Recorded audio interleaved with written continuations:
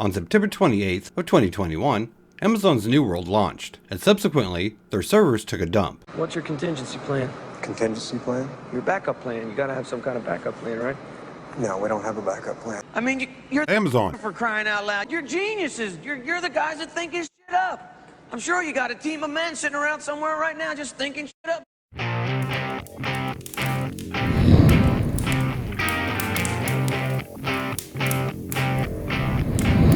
Hey friends, Axial GT here. So the curse of Amazon continues. Amazon does not have the best track record when it comes to games and their launches. The Brawler Breakaway was cancelled, the Lord of the Rings MMO was cancelled, and if you remember, the multiplayer shooter Crucible was launched and then unlaunched and just flat out given up on. But anyway, New World did launch, and it has been rough for a lot of people involved, including me. Now I may start to rant in this video, and my apologies. I will try to keep my language in check due to YouTube's algorithm. And speaking of algorithm, don't forget to like this video, share this video, and subscribe for future Axial GT content. It helps to keep YouTube from killing off smaller channels. With that out of the way, let's get started. Now there is something else that actually aggravated me about the launch. Besides the server issue. I will get to the server issue in a minute. But the first thing that aggravated me was one, a Tuesday launch and an only a one-day preload period. Now this isn't only Amazon Game Studios. This happens with most major releases, but usually there is more than a one-day load period. My question to you is, why do games launch on Tuesday? Tell me in the comments below. I really want to hear what you have to say. This to me seems to be a relic of a bygone time and a leftover for physical releases. It used to be brick and mortar stores would get their stuff on Monday for a sale on Tuesday, and even if they didn't get their shipment, they still had the rest of the week to get their stuff in. I've also heard the argument of it being cost effective. Games are prepared on Monday, released on Tuesday, and then the company has the rest of the week before the weekend to patch out any game-breaking bugs, because some people don't like to work weekends. And yes, before anybody starts typing in the comments that you have to worry about crunch in the gaming industry, there is a difference in between the abuse of an employee and actually having to work overtime to get the job done. Overtime is not abuse. Sorry, I know I'm off topic, but I'm just tired of employees, and yes, I state employees in the gaming industry, crying and using the word crunch and ruining the true definition of the word just because they're a bunch of candy asses. Grow a pair. They're no different than anybody else. Everybody else has to work it, so get over it. But back on topic. But anyway, I do know why that they decided to do a one-day preload, and that was for probably data mining. At least that would be my best guess. They didn't want anybody to get their hands on the files for the game, so nobody would have a heads up on what they've done and what the future might hold for New World. And I can kind of understand that. I just know it kind of screws over people, at least like me, that I play when I'm out on the road. I travel for my day job, so I have to preload on the weekend. So how did I have to go about downloading the game with a one-day preload? Well, I had to spend $135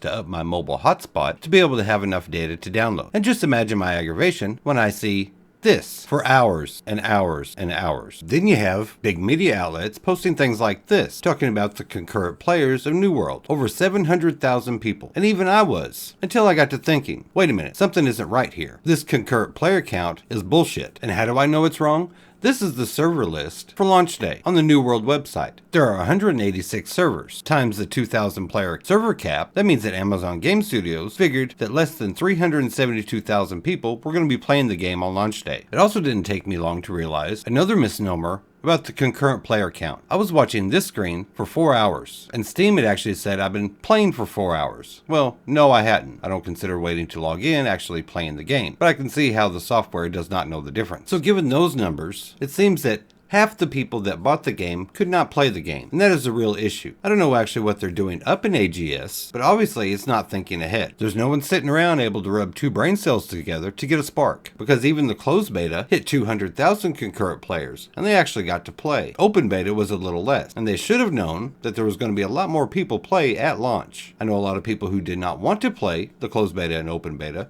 is because of the server wipe. Who wants to keep doing the same thing over and over again? I've also heard players screaming for them to increase the server cap. But the big issue with that is the game world is not designed for that many players. They could probably go up to 2,500, maybe 3,000. But some people are saying 6, 7, 10,000 players. The world is not big enough. Everywhere you go would be like you're going into a town, and your FPS would suck. And the respawn rates would have to be adjusted for everything. Now, I'll also mention the game is getting review bombed on Steam. As of making of this video, it's down to 43% mixed, and all the recent negative reviews have to do with server issues. People can't log in, people are pissed, and they have every right to be. As I said in the beginning, Amazon Game Studios' curse has continued with New World. I love the game, what I've got to play of it, but why AGS could not think ahead is beyond me. I think the only fix is to up the server capacity to 2,500 to 3,000, somewhere in there, adjust all the respawn rates, and open up a whole bunch more servers. That's the only way I can see them fixing it. But then I see them getting more backlash because friends may not be able to play with friends, which is another can of worms. But those are my thoughts and ideas. Tell me yours in the comments below. I want to hear them, and I do read all of them. But with that, my friends, I am out of here. You all have a good one.